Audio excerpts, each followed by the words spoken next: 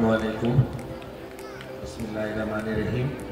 हाज़रीन महफ़िल, हमारे और आपके तासुरात तकरीबन एक जैसे हैं साथी के लिए। जितना मैं जानता हूँ साथी को, शायद उतना ही आप भी या उससे बेहतर जानते हैं। एक बात यहाँ मैं सोच रहा था कि कहने की है कि बच्चों के रसायल बाज़ ऐसे और भी हैं जो मुतवातिर शाया हो रहे हैं और 40 बरस से भी ज़्यादा उनका अरसा हो चुका है शाया होते हुए।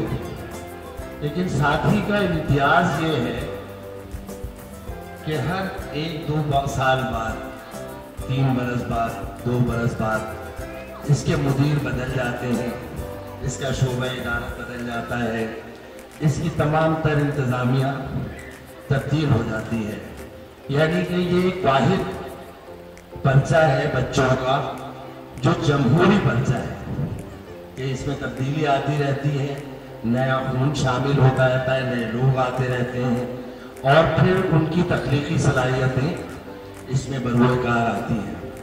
और आप आज ये जो साथी अवार्ड की तकरीब है, ये और एक तुर्रा इम्तियाज़ है कि हर साल 2 साल बाद साथी अपने कलमकारों को एजाज़ात से नवाजता है।